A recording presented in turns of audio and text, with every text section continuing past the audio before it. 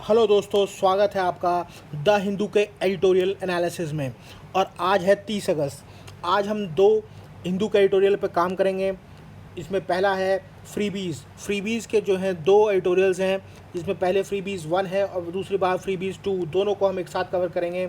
वहीं उसके बाद जो दूसरा एडिटोरियल है वो है patriarchal mindset of legal system, कैसे लीगल सिस्टम के अंदर भी पैट्रियार्की बढ़ती जा रही है।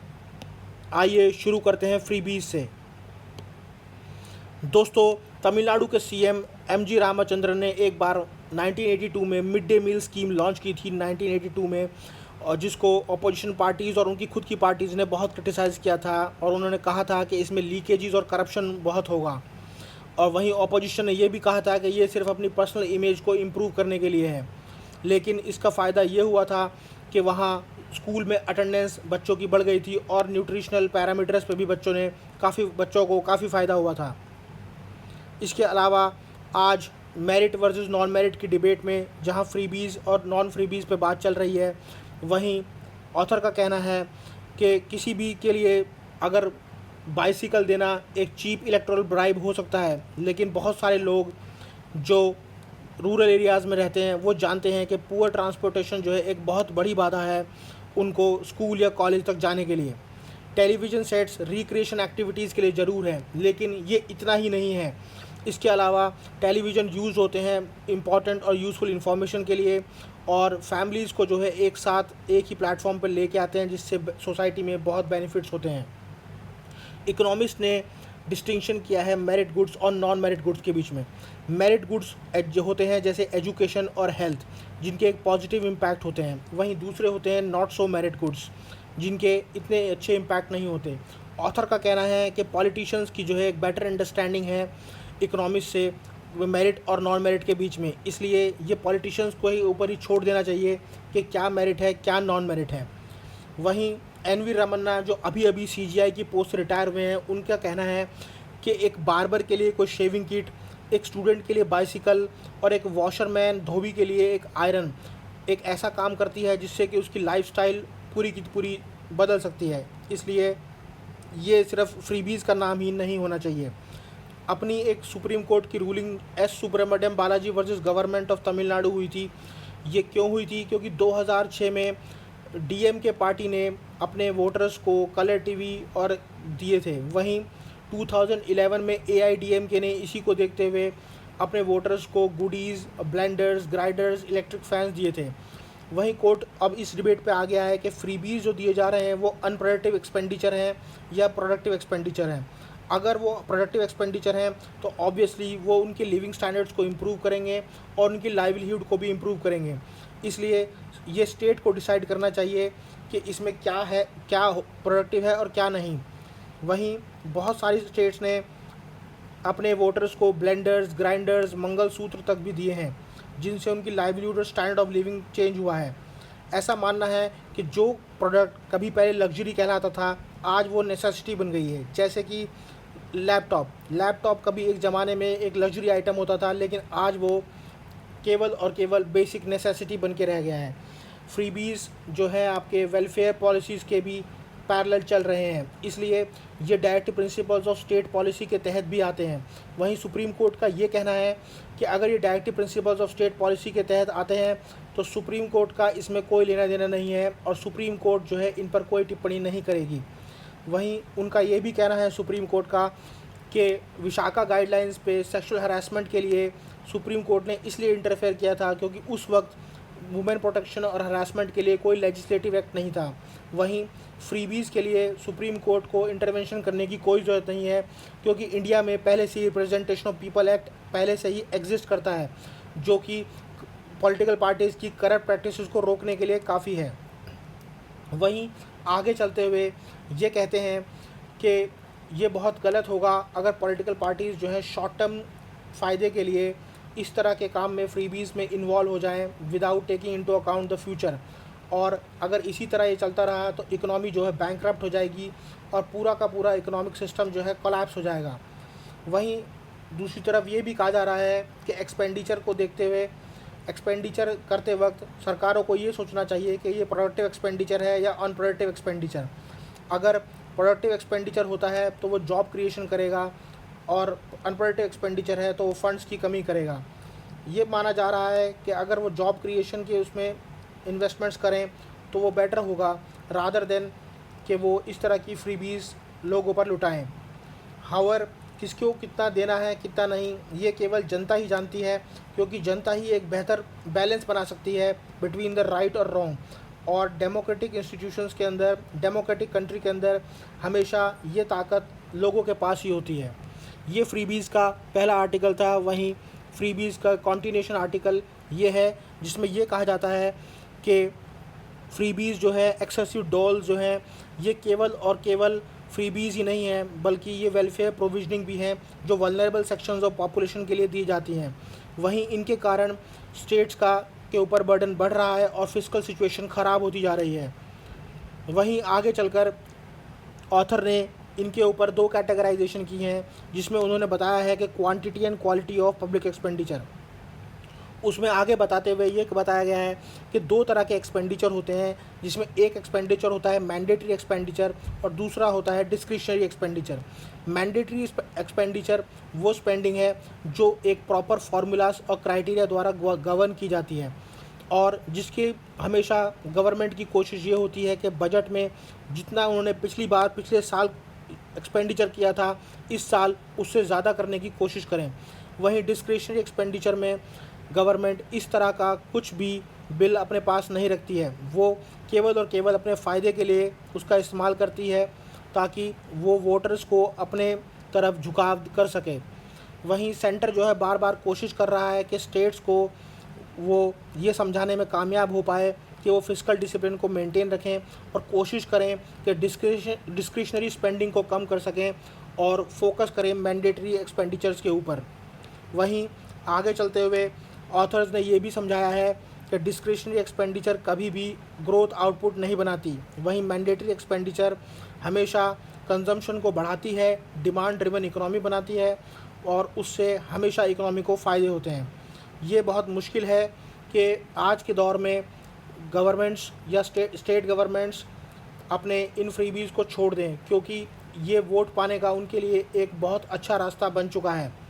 वहीं आगे चलते हुए ये भी बताया गया है कि अगर डिस्क्रिशनरी एक्सपेंडिंग का कम ना करके मैंडेटरी एक्सपेंडिचर को ना बढ़ाया गया तो वो दौर दूर नहीं जब हमारा भी श्रीलंका जैसा हाल होगा, क्योंकि वेलफेयर प्रोविजनिंग के नाम पे इस तरह का एक्सपेंडिचर सिर्फ़ और सिर्फ इकोनॉमी की कोलैप्स की तरफ ले जा रहा है। हालांकि फिस्कल कंसोलिडेशन की बात करते हुए ये भी बताया गया है कि वेलफेयर एक्सपेंडिचर पे अगर स्टेट्स इसी तरह से वो करती रही तो उन्हें ज़रूरत होगी रिसोर्स मोबिलाइजेशन की, मतलब नए नए रिसोर्सेज इकट्ठा करने की जहाँ से वो इनकम अवेलेबल करा सकें। लेकिन स्टेट्स हमेशा जो है उनको बहुत ही लिमिटेड सक्सेस मिला है अपनी इनकम को बढ़ाने के लिए, और इनकम ना बढ़ने पर स्टेट्स के पास कोई और रास्ता नहीं रहता, वो केवल और केवल बोरोइंग करती हैं, और बोरोइंग भी प्राइवेट या पब्लिक सोर्सेज से। और एक बार बोरोइंग करने के कारण उनका डेब्ट एक्यूमुलेशन बढ़ता ही जाता है। शॉर्ट रन से लेकर लॉन्ग रन तक वो केवल और केवल बोरोइंग कर रही हैं। अधिकतर स्टेट गवर्नमेंट्स के आपके बजट्स हमेशा डेफिसिट्स में हैं, और जो फंड्स उन्होंने बोरोइंग में यूज़ किया है वो केवल और केवल डिस्क्रिशनरी एक्सपेंडिचर में ही यूज़ हो रहा है। अगर वो किसी तरीके से कैपिटल फॉर्मेशन में यूज़ होता तो फ्यूचर जनरेशन्स के लिए ये बहुत अच्छा होता और स्टेट की रीपेमेंट कैपेसिटी भी बहुत ज़्यादा इम्प्रूव हो जाती। ये देखा गया है कि एक डेटा जो पब्लिश हुआ था आरबीआई ने, उन्होंने बताया है कि स्टेट्स का जो आउटस्टैंडिंग डेब्ट है वो हर साल दर साल बढ़ता जा रहा है। इसमें सबसे पहली वजह यह है कि उन्हें उज्ज्वल डिस्कॉम एश्योरेंस योजना का इम्प्लीमेंटेशन करना होता है। दूसरा, हर चुनाव के 5 साल होने से पहले ही फार्म लोन वेवर्स अनाउंस कर दिए जाते हैं। इसके अलावा बहुत सी पॉपुलिस्ट स्कीम्स जो हैं चल रही है, जिन्हें मेंटेन करने के लिए उन्हें कर्जा लेना ही पड़ता है। वहीं बढ़ते हुए डेब्ट के कारण स्टेट्स के gross state domestic product ratio जो हैं हर साल गिरते नज़र आ रहे हैं, वहीं जहां उम्मीद थी कि ये इन्हें बढ़ते नज़र आएंगे। और ये भी देखा गया है कि रेवेन्यू रिसिप्ट्स के अंदर जो है बहुत ही ड्रास्टिक फॉल हुआ है, जिसके कारण स्टेट्स के अपने टैक्स रेवेन्यूज़ भी कम हो गए हैं। अब कोशिश यही है कि फिस्कल करेक्शन की तरफ मुड़ा जाए ताकि एक्सपेंडिचर्स के ऊपर प्रायोरिटी से देखा जा सके। ये बहुत ज़रूरी है कि अपनी प्रायोरिटी फ़िक्स की जाए ताकि हमें पता लग सके कि हमें डिस्क्रिशनरी एक्सपेंडिचर करना है या मैंडेटरी एक्सपेंडिचर करना है। और ये वही वक्त है जब सेंटर को भी जो है आगे आना चाहिए और अपना कमिटमेंट दिखाना चाहिए फिस्कल डिसिप्लिन की तरफ, और ऐसी एडवाइजरीज इशू करनी चाहिए ताकि स्टेट्स भी जो है सस्टेनेबल तरीके से, फ्रिक्शनलेस तरीके से इस कोऑपरेटिव फेडरल स्ट्रक्चर में अपना एक सिग्निफिकेंट कंट्रीब्यूशन दे सकें। तो ये था फ्रीबीज़ का आर्टिकल। इसके बाद जो है आया है patriarchal mindset of legal system. एक केरला की सेशन कोर्ट ने एंटीसिपेटरी बेल एक सोशल एक्टिविस्ट को देते हुए ये कहा कि उनके ऊपर सेक्सुअल हरासमेंट सेक्शन 354A का चार्ज नहीं लगता। क्योंकि जिस महिला ने उनके ऊपर आरोप लगाया है वो सेक्सुअली प्रोवोकेटिव ड्रेस पहनकर वहाँ घूम रही थी। बचाव पक्ष के वकील ने वुमेन की उन्हीं ड्रेसेस में दी हुई फ़ोटो दी है, जिसके कारण ईज़िली उनको बेल एप्लीकेशन मूव करने में मदद मिली और इमीडिएटली उन्हें बेल भी मिल गई। जज का ये कहना था कि वुमेन जो है सेक्सुअली प्रोवोकेटिव ड्रेस पहन के बैठी हुई थी, जिसके कारण सेक्शन 354A इस एक्यूज़ के अगेंस्ट यूज़ नहीं हो सकती। आपको बता दूं कि सेक्शन 354A IPC के तहत ये चार्जेस आते हैं कि outraging the modesty of a women. ये शो करता है कि ये ऑब्जर्वेशन एक क्लियर वायलेशन है वुमेन के constitutional right to dignity, life and personal liberty and privacy की। वहीं एक वुमेन की ड्रेस को सेक्सुअली प्रोवोकेटिव कहना वुमेन का ऑब्जेक्टिफिकेशन है और पूरी महिला जाति की बदनामी है। ये शो करता है कि पैट्रियार्की सिर्फ हमारे सोशल सिस्टम में ही नहीं है बल्कि जुडिशल और लीगल सिस्टम में भी आ चुकी है। सुप्रीम कोर्ट ने Aparna Bhatt versus state of Madhya Pradesh में ये कहा था कि लैंग्वेज, कोई भी ऐसी लैंग्वेज जो किसी भी पीड़ित महिला को उनका मजाक उड़ाए या उनको ठेस पहुंचाए, ये किसी भी उसमें एक्सेप्टेबल नहीं है। ये इंस्टेंसेस शो करते हैं कि हमारा जुडिशल सिस्टम भी एक उसी पैट्रियार्कल उसमें फंसा हुआ है जिसमें कि हमारा सोशल सिस्टम, और ये क्लियर वायलेशन है उन गाइडलाइंस का जो सुप्रीम कोर्ट ऑफ इंडिया ने इशू की हुई हैं। वहीं ये भी कहा जाता है कि इस तरह के केसेस में महिलाओं के लिए बहुत मुश्किल हो जाता है कोर्ट में अपीयर करना, स्पेशली जब वो फाइनेंशियल और इमोशनल सपोर्ट उन्हें अगर अपनी फैमिली या अपने रिलेटिव से ना मिले। इसका सबसे बड़ा कारण ये भी माना गया है कि वुमेन की रिप्रेजेंटेशन हमारी जुडिशरी में बहुत ही कम है।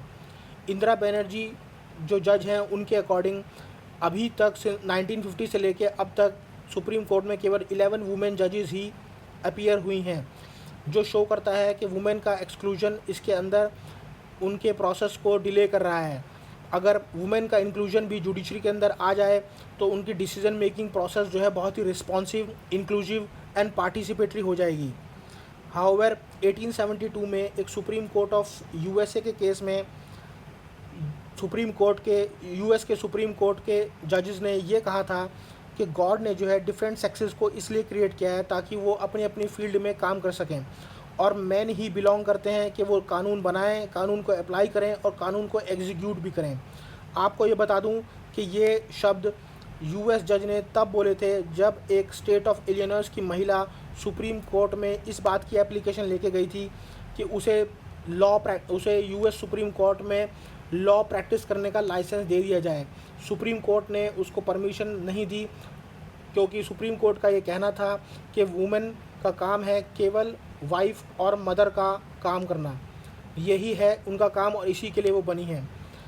ये सब दर्शाता है कि US से लेके इंडिया तक सभी जगह वुमेन्स की सेम कंडीशन है, उन्हें एक पैट्रियार्कल एटीट्यूड से गुजरना पड़ रहा है।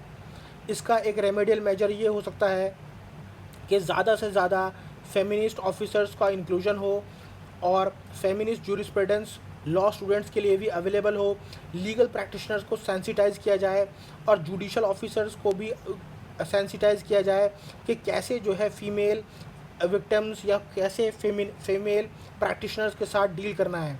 ये शो करता है कि पैट्रियार्की जो है हमारे अंदर अभी भी बरकरार है और लीगल स्ट्रक्चर के अंदर पैट्रियार्की होने से वुमेन और गर्ल्स को बहुत ठेस पहुंच सकती है। स्पेशली ये अगेंस्ट है उनके जेंडर जस्टिस के, और ये इंटेंसिफाई करता है उनकी एक्सप्लॉयटेशन को और बढ़ाता है ऑलरेडी उनके ऊपर लगी हुई रिस्ट्रिक्शंस को।